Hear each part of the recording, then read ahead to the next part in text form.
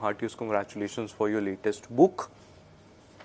My very first question to you is, your book traces Jai Hind to the freedom movement. How did a battle cry become India's most ubiquitous military greeting? Well, firstly, thank you very much for talking to me, and especially about my new book, which I really enjoyed not only researching but also writing about. And I should also, confess that the idea started from, say, for this particular question you asked, Jai Hind. It started with how we salute, and it ended up also, talking about Jai Hind, because as I delved deeper and deeper into that particular topic, more aspects came to light. So, originally, when we salute, salute is always done with the hand, and you don't actually say any greeting along with it. There is no good morning or Ram Ram or anything like that. It was in silence. But somewhere down the line, we also started adding a greeting based on our regimental affiliations. So, being in Sikhalai, you would salute and also say Sat Sri Akal. So, or other regiments would say Ram Ram Sahab, that way. Or it would just be the time of the day, good morning sir, good evening sir, whatever. So, there was no standard thing across the board, and it was the Air Force which initially started saying Jai Hind, and which we have now followed, and now across the board, all three services, along with the salute, we also say Jai Hind, or even in lectures and all, we greet with Jai Hind. But then, as I said, when I started researching, where does that Jai Hind come from, then you realize that it has got much deeper roots, and that was a revelation to me also, not just that a revelation for the leaders. So it was something even I did not really know about, although I must have said Jai Hind a million times. You write Dulali, a slang that comes from Maharashtra cantonment. What does this mean actually, and what is the story behind it? Well, there is a small cantonment near Nasik, that is Devlali or Deolali. Deolali. Various spellings are there, though I think now the official spelling is still Deolali with the O, and I happen to be born there.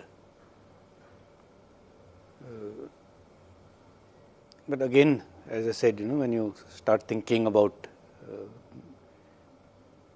how did this term Devlali come about? So the saying is, and that is why the title is Myths and Mysteries. So how much is true behind all these stories is not known. It's a mystery how that thing originated from. So people say that Devlali is a corruption of Dev Ali. That when pilgrims used to go to Nashik, that is when they used to cross the ranges and reach in the vicinity, that is the first time they used to see the temples. So it is actually Dev Ali, which became Devlali. But as time progressed and it became a military garrison, and a lot of military troops, British troops used to be stationed there, either on induction or awaiting repatriation back to England, and which used to happen normally during the winter months, because monsoons, those sail ships used to not ply. So for 6-8 months they used to be stuck in Devlali with nothing to do, and they used to go crazy. So the British started saying that he's gone Dulali, means he's gone mad. So that is how that term Dulali came, and to the extent that it has become part of the English language, that he is a Dulali, that he is a little crazy fellow. So I say I am also Dulali. There are some interesting stories about Badluram. Can you tell a bit about us? What is that, and where does it come from? Badluram was a soldier in the Assam regiment, and he became famous posthumously. I don't think he ever thought he'll become so famous that he is remembered even today. But he died in the initial stages of the Battle of Kohima, which even the British say is one of the top 10 battles ever fought by them. And it is in the Battle of Kohima, Imphal, that actually the Japanese advance into India was stopped, and thereafter they were always on the back foot and withdrawing. So Badluram, he actually dies in the initial stages of the battle. But the rations which are entitled to a company, those keep coming, including the rations meant for him. And when the garrison gets encircled, it is those rations which are extra of that one person for those many days that actually enables the encircled and besieged company to survive for those 2, 3, 4 more days, which was the difference between victory and defeat. This story inspired a British gentleman to write a song borrowing the tune from some other song called Badluram Ka Badan. And the lyrics go, Badluram ka badan zameen ke niche hai, lekin uska ration hum khate hain.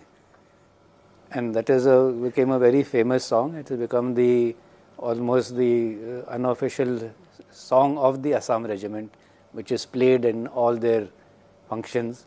It is a very foot stomping song. You can dance to it, and it really sets you on fire and raises your morale. So that is the whole background. So although people have heard the song, very few know that it has got such deep roots in an actual battle, which turned the tide of probably the course of Indian history. The Bangalore torpedo was invented in Bengaluru over a century ago. Is it still used by the army today? Yes, surprisingly, yes. It is. When it started, it was pre-World War I. Again, a British officer in Bangalore, Kent, in the Madras of Engineering Group Center. He was experimenting, so he filled a metal tube with explosives in such a manner that number of such segments could be attached together so that they could be put into the barbed wire, because First World War was all about barbed wire, in which the assaulting soldiers would get stuck and get caught and then get mowed down by the machine guns. So we had to be found to clear a path in that barbed wire. So this is the improvisation that he did, and it was actually used in First World War.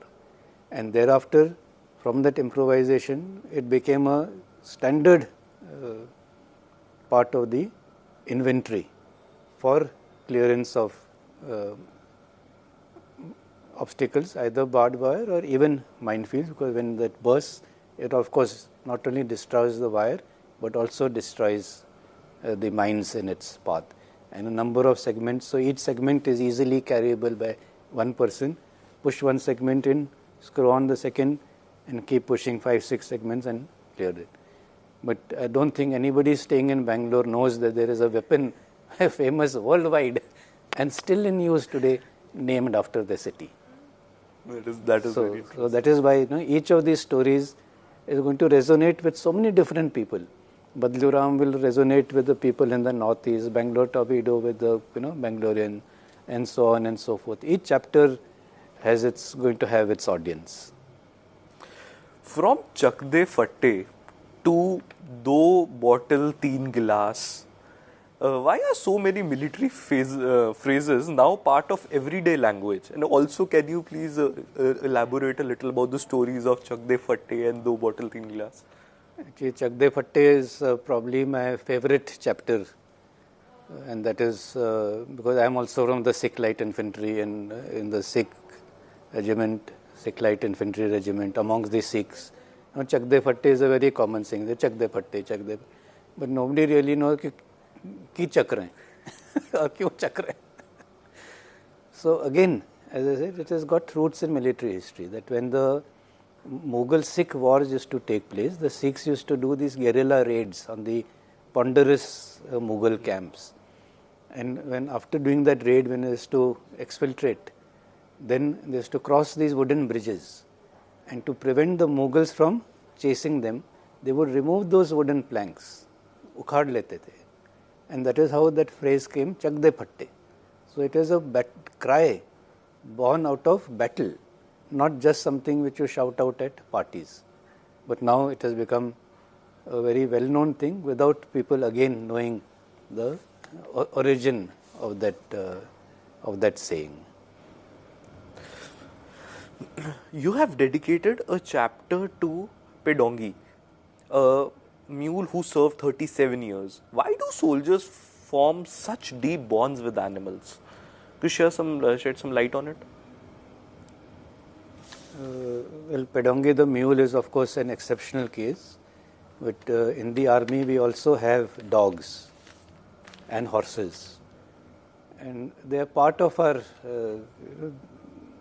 day-to-day lives. When we go for operations, they come with us. So just like we trust our fellow soldier, we also trust these animals who are part and parcel of the activity that we are carrying on. But Pedongi is a very peculiar case in that this mule was captured by the Pakistanis as part of a mule train during the 71 war. And a mule being a mule, the Pakistanis also started using it to carry their loads.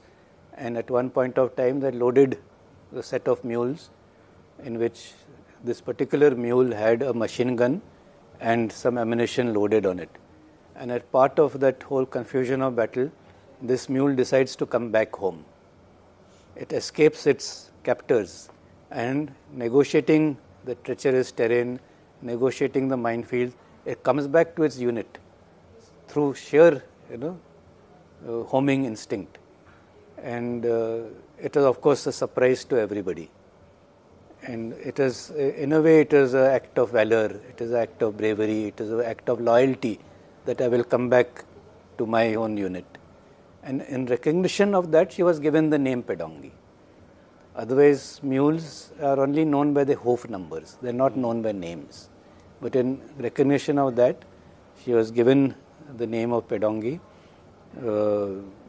and showered with honors and awards. And it was also decided that her reward would be the fact that she would no longer carry any loads, unlike other mules. And she was put into a sort of retirement till she died of natural causes after 37 years at Bareilly. Coming to my last question, your unpublished memoir erupted a big controversy in the month of February when it was brought in by the leader of opposition, Mr. Rahul Gandhi. A lot of debate followed that. There have been a lot of questions relating to that. Again, it is unpublished, as the Ministry of Defence has said. What's your whole take on it? What's your whole take out of it? You see, my take on it is that I wrote the book, I gave it to the publishers, and it was in the publication process. The MOD asked the publishers to put it on hold till it was vetted. And as far as I am concerned, the matter rested there. And I had moved on. And I moved on, I have written my first book, Cantonment Conspiracy. I have written my second one, The Curious and the Classified. I am already on the third. So that is a closed chapter as far as I am concerned. And unnecessarily quoting me or dragging that unpublished book into the limelight and indirectly me into the limelight was, I think, not warranted. Thank you so much, Naravane Saab, for speaking to us. Thank you. We wish you all the very, very best. Looking forward to many more books that you will be writing over the years. Thank you so much. Most welcome.